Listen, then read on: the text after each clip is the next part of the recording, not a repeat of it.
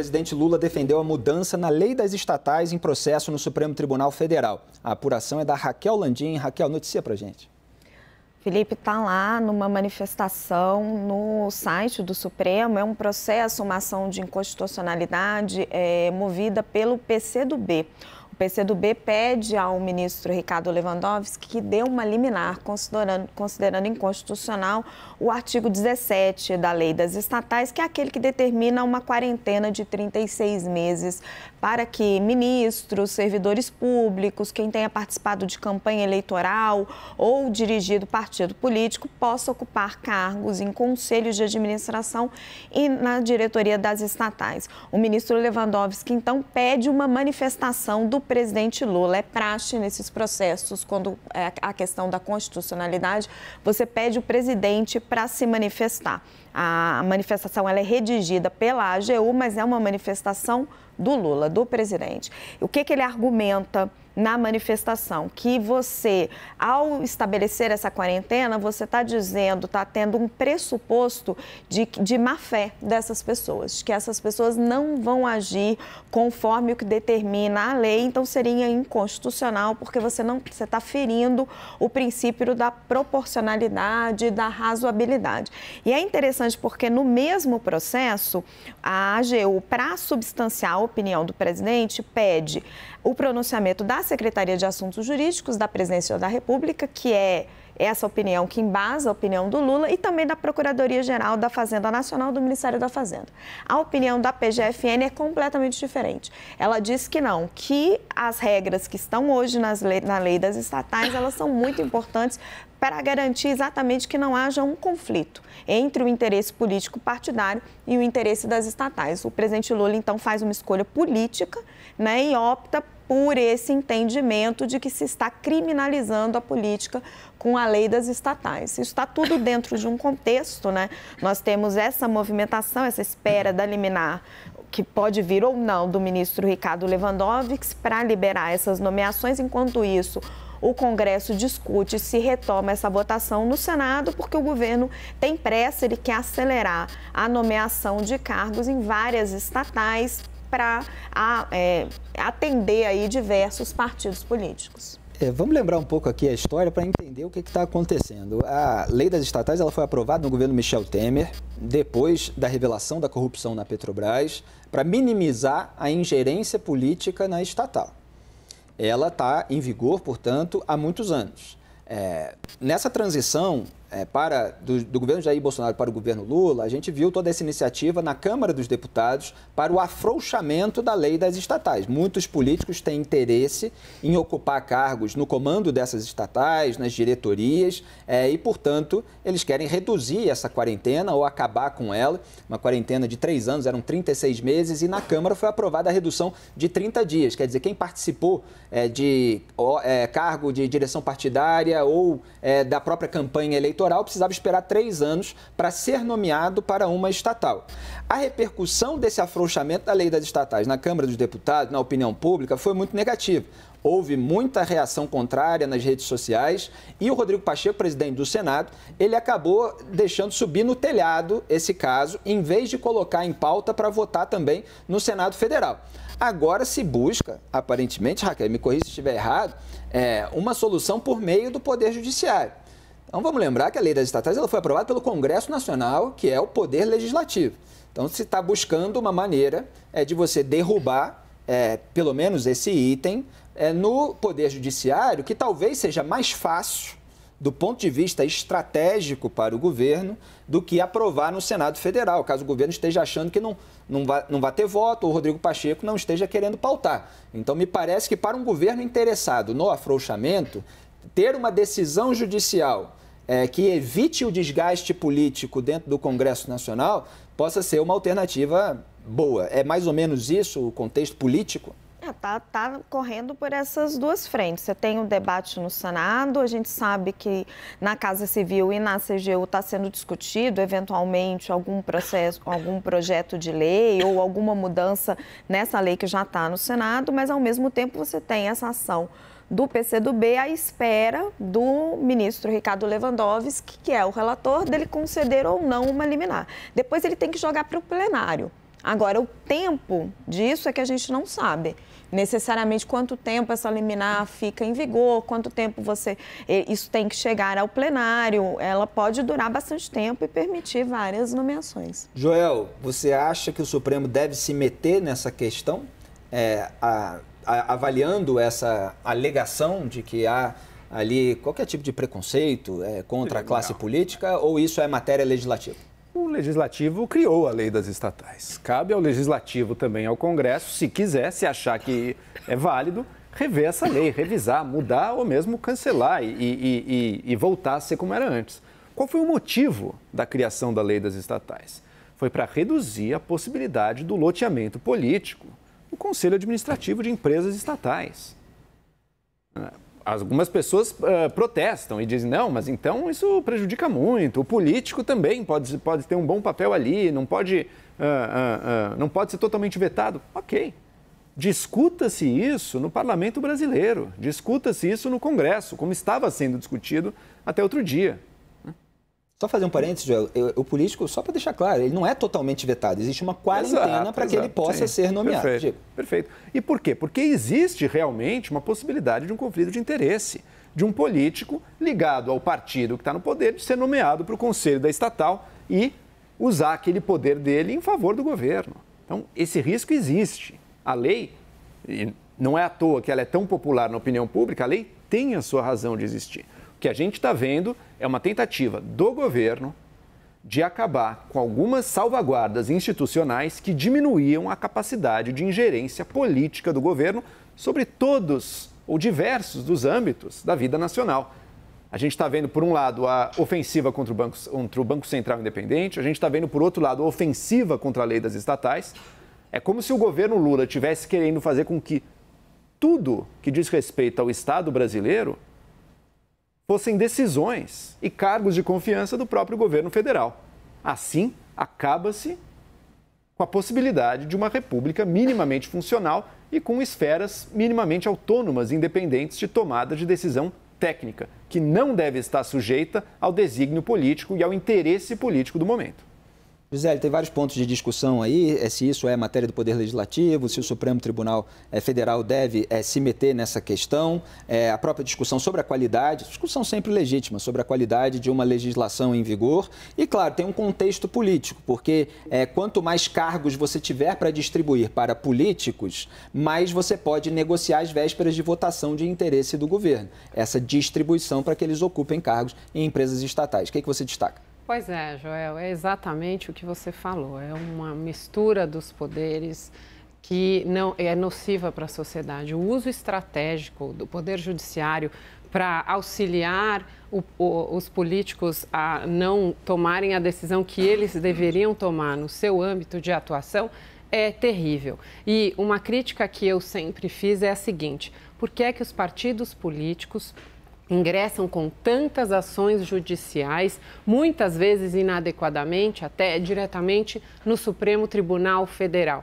Partido político não é escritório de advocacia, não é Ministério Público para ingressar com essa profusão de ações judiciais, muitas vezes com interesse político específico, com o interesse de justamente deturpar, desvirtuar a intenção precípua da lei, que é proteger o Estado brasileiro, que é proteger o erário, proteger o povo de uso indevido do dinheiro público, de conchavos ou promiscuidades ou exercícios de corrupção. E aí há essa deturpação, então, por meio de ações judiciais, eu vou, então, esvaziando aquele objetivo, aquele objeto da lei e, justamente, ações judiciais de partidos políticos que, por vezes, sequer têm representação no Congresso para, justamente, fazer tramitar a legislação e, eventualmente, alterar essa lei pelo processo legislativo que deveria ser o processo correto adotado. Ministro Cardoso. Olha, eu vou ser uma voz dissonante aqui na nossa bancada de hoje e com muita tranquilidade, porque como é justamente a minha área acadêmica de estudo e que eu dou aula, eu sempre falei isso durante o governo Temer, Bolsonaro e falo agora no governo Lula, sou absolutamente coerente. Em primeiro lugar, eu acredito que esta visão de estatal neutra, ela é incorreta. Aliás, porque é uma neutralidade curiosa. porque a lei não veda que pessoas do mercado, que tinham interesses no mercado, que foram, por exemplo, diretores de banco, possam ser presidente do Banco Central. Já que não tem nenhum interesse? Por que alguém que participou de uma eleição não pode ser presidente do Banco Central e alguém que é vinculado historicamente ao mercado financeiro pode? Qual é a lógica disso? Quantas das nossas agências não foram capturadas por interesses do mercado, com mandato? Ora, esse tipo de coisa mostra uma concepção que eu acho que nós temos que tomar muita cautela, porque ela parte de uma lógica perversa e maniqueísta e errada, ideológica, que é aquela, o que vem do mundo da política é péssimo, o que vem do mercado privado é sempre bom. Nem uma coisa nem outra. Há políticos competentes, e quando eu falo políticos, estou ampliando. Há pessoas que fizeram campanhas eleitorais e que poderiam, com grande competência, estar numa estatal. E há pessoas que estão no mundo privado que, ao irem para as estatais, querem atrelar os interesses dessas estatais ao lucro privado e não ao interesse público. Por isso, isso tem que ser discutido com muito cuidado. Não me parece que está errado e é equivocado imaginar que braços da ação estatal, instrumentos da ação estatal, e a estatal, a empresa estatal é um instrumento da ação, autarquias, empresas públicas da economia mista são definidas assim, até pela lei. E me parece que elas devem ser desligadas do executivo. Os seus gestores não são neutros, até porque não existem pessoas neutras. Não existe. Eu sou técnico. Não existe técnico neutro, porque ser humano não é neutro. Eu tenho sempre uma visão política de mundo, ideológica por trás. Eu posso ter conhecimento técnico, agora o meu emprego da técnica passa por uma visão política de mundo. E o governo tem que ajustar as estatais à ação eleita pelo povo, porque senão é manieta a democracia. O povo, quando elege um governo, tem direito que esse governo dê a direção para o Estado. E eu não posso tirar as estatais, eu não posso tirar as autarquias desse processo democrático. Mas escolher um apaniguado político sem competência. O problema é escolher sem competência, não porque o cara fez campanha eleitoral. Então eu não posso ter regras generalizantes como essa. É um erro. Então vamos colocar regras generalizantes também para o mercado. Quem atuou na empresa privada não pode exercer atividade no campo da agência reguladora ou do Banco Central em que atua. Não seria correto. Então, não vamos ter dois pesos, duas medidas. E quando se fala em criminalização da política, sim. Eu não estou criminalizando o incompetente. Eu tenho que criminalizar o incompetente, o desonesto, o desleal, o que não cuida do interesse público, que venha do mundo privado, que venha do mundo público. E o governo deve responder pelas nomeações que faz. Agora, colocar esta regra a priori, me parece que é fruto de uma visão ideológica que tenta neutralizar a gestão das estatais, permitindo que o mundo privado privado, quando eu falo, o mercado privado se assenhore dela, porque isso é bom, isso é bacana. Agora, aquele cara que fez a campanha eleitoral, que é competente, que tem experiência pública, não pode. Então não faz campanha eleitoral e nega a sua cidadania. Está errado, acho que essa concepção está errada e nós precisamos ser um pouco mais reflexivos antes de assimilar certas ideologias que efetivamente não são compatíveis com uma visão democrática de mundo. Raquel Landim? Só queria fazer algumas ponderações, ministro. Assim, concordo muito com o senhor quando o senhor fala da captura de alguns órgãos, principalmente agências reguladoras. Isso é um debate que o Brasil precisa fazer e precisa investigar. Mas são pontos diferentes que o senhor aborda. Porque, por exemplo, quando você indica políticos que participaram de campanhas, dirigentes partidários, para comandar em conselhos de administração de empresas como a Petrobras, como outras companhias, os Correios, etc., várias companhias estatais, o fato de ter participado de uma campanha eleitoral, você pode ter todas as credenciais do jogo democrático, né, de ter feito parte da política, mas não traz para você conhecimento para opinar sobre investimentos bilionários no setor de petróleo, por exemplo. Isso não te credencia tecnicamente a ocupar este posto. Não se trata de... Enquanto você fala... E aí um outro debate completamente diferente é quando você fala de um diretor do Banco Central. Um diretor de política monetária do Banco Central, por exemplo, que é o que o presidente Lula vai ter que escolher daqui a pouco. É essencialmente um trader. É alguém que vai ter que lidar com o mercado, que vai ter que estabelecer ali, comprar e vender contratos de juros para conseguir que a taxa Selic esteja espelhada no mercado. Ele precisa ter essa experiência de mercado financeiro. Então, o senhor mistura as estações quando são coisas absolutamente diferentes. O fato de ter feito campanha política não credencia ninguém a estar tomando decisões de comando numa estatal. E aí a gente precisa observar também, e a gente nunca pode deixar de aprender com a experiência. No Brasil, a gente tem uma longa experiência, infelizmente, de casos de corrupção em empresas estatais por conta de envolvimento político. Então, a lei foi uma maneira que se encontrou de trazer alguma racionalidade, algum mecanismo de freios e contrapesos para evitar o que já eram de experiências passadas. Não é uma criminalização pura e simples, ela está baseada em fatos que já ocorreram. Raquel, me permite uma observação? Eu acho que eu não estou misturando estação, não. Você que está descendo uma estação antes, no fim da linha. Por que eu digo isso? Por uma razão muito clara. Você diz, olha, ter feito a campanha não credencia ninguém. Verdade. Mas também não descredencia, Raquel. Por que, por exemplo, uma pessoa que conhece a área do petróleo magnificamente, quanto o Jean Paul Prats, não poderia ir presidir a estatal? Que é um homem competentíssimo, conhece profundamente a área do petróleo, atuou nesta área. Por quê? Porque fez campanha para o presidente Lula. Ou seja, eu não estou... Só eu te ouvi, Raquel, agora me ouve. Eu quero dizer o seguinte, você está descendo você não está misturando a estação, você está descendo um ponto antes. Eu acho que realmente não credencia. Mas o que a lei faz é descredenciar. Ela diz, quem fez campanha política, não importa que seja um gênio da área, não importa que seja um gestor brilhante, não pode. É isso que a lei faz. O problema está em nomear descredenciados. E a lei não deve estabelecer uma regra genérica descredenciando. E vale também para a iniciativa privada. Eu vou precisar de um grande gestor nos cargos que você mencionou, sem dúvida. E se eu nomear um descredenciado, está errado. Mas isso também não me levaria a dizer que quem participou do mercado não pode entrar. Por que eu faço isso só com político? Por que eu só descredencio o político? Atenção, insisto, a lei não credencia, ela descredencia. Eu tenho que analisar o caso concreto. Volto ao exemplo, Jean Paul Prats.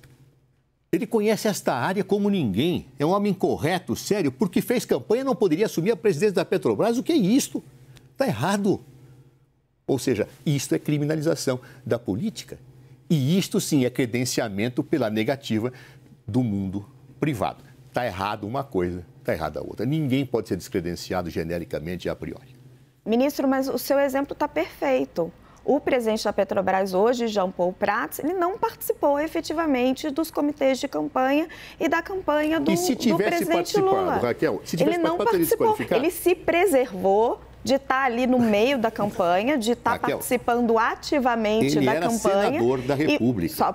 Agora é minha vez de pedir para falar, ministro. Ok, mas é que... Vamos lá. Ele se preservou, exatamente, ele se preservou, não participou ativamente. Teve um questionamento, sim, que foi avaliado, porque ele teria sido candidato. E aí foi avaliado que ele não teria feito parte das entranhas. E é preciso lembrar, ministro, quando essa lei foi feita lá atrás, se não me engano, pelo senador Tasso Gereissati, qual que era o contexto? O que acontecia muito naquela época? Você tinha partido político que gastava demais com despesa da campanha e acabava fazendo o pagamento de marqueteiros. Isso eram casos públicos que ocorreram naquela época, acabavam fazendo pagamento de marqueteiros depois com cargos em estatais. E dentro desse debate, o senador Tasso Gereissati fez isso para evitar. E aí temos, por exemplo, o exemplo do Aloysio Mercadante, né, que teve uma manifestação do TCU para dizer que ele só tinha dado uma contribuição intelectual à campanha do presidente Lula para não infringir a lei das estatais. A gente pode questionar essa interpretação, mas teve a interpretação do ministro Vital do Rego nesse sentido. Então, assim, o exemplo que o senhor deu, ele é perfeito. Né? A instituição, o governo, preservou o quadro técnico de entrar nos meandros da campanha para que ele pudesse assumir o cargo. Raquel, você percebe como o teu raciocínio é paradoxal? Porque você diz o seguinte, o Jean Paul Prats, ele se preservou, ele é qualificado e se preservou. Quer dizer que se ele tivesse feito campanha, ele seria desqualificado, é? Se ele tivesse feito campanha, ele não seria tão capaz, é? Se ele tivesse feito campanha, ele seria uma pessoa inabilitada, imprópria para presidir o que você mesmo considera que ele é uma pessoa habilitada e própria. Isso é paradoxal. Ou seja, é uma nódoa fazer campanha eleitoral. Uma pessoa como João Paulo Prats tem que se preservar, é isto? Ele não pode assumir publicamente a sua posição, porque senão ele se desqualifica. Essa é a base do teu candidato. Não, peraí, agora então você me ouve então agora. Não é uma nódoa, são freios e contrapesos. A gente tem muitos casos de desvio, Raquel, é preciso estabelecer parâmetros. Ministro, Raquel, por favor. Me permita concluir. Não, agora espera um pouquinho. Há um paradoxo, uma contradição no pensamento da Raquel. Ela reconhece que João Paulo Prats é uma pessoa capacitada para a Petrobras. No entanto, se ele, João Paulo Prats, essa pessoa capacitada, tivesse feito campanha eleitoral, não poderia. Ora, faz analogia com o mundo privado. Um grande gestor privado participou da empresa, de um banco, diretor de um banco, e vai para um banco. Esse não tem problema. É isso que é o paradoxo do raciocínio. Isso é ideologia. É uma ideologia que joga contra a política para enfraquecer a dimensão democrática do Estado, porque o político que faz campanha, ele está conquistando na população a vontade do Estado. Isso não desqualifica. A pessoa ou é qualificada ou é desqualificada. Não é porque fez uma campanha que se torna desqualificada. Não é ideologia, ministro, é experiência. A gente teve inúmeros casos de corrupção, Raquel, de políticos dentro de estatais. Como também da iniciativa privada, não é uma questão ideológica, é uma questão de experiência que levou à formulação daquela lei. A gente não pode ignorar o passado. Só que não teve lei com a captura da iniciativa privada das agências que você mesmo reconheceu. E não é ideológico? Claro que é ideológico. A mesma experiência passada que aconteceu de corrupção com o mundo político, e temos que combater, acontece com as agências reguladoras que foram cooptadas pelo mundo privado. E por que nós não fizemos uma lei dessa natureza? Visão ideológica, criminalização da política. Vamos ter outras formas de controle da capacidade e não a dimensão pejorativa da política. É isso que eu estou dizendo. Isso é absolutamente ideológico. E não acontece só no Brasil, não, tá? Isso acontece no mundo. Ou seja, isso é uma discussão mais longa, que nós podemos fazer em outro momento, que você vai mostrar que a partir de um certo momento da história, acaba acontecendo a tentativa de mecanismos afastarem a vontade do povo para atribuir a gestão do Estado a técnicos neutros que nunca foram nem jamais serão neutros, porque são humanos. Obrigado, ministro. Raquel, quer concluir? Não, perfeito. Agradeço o ministro o embate educado.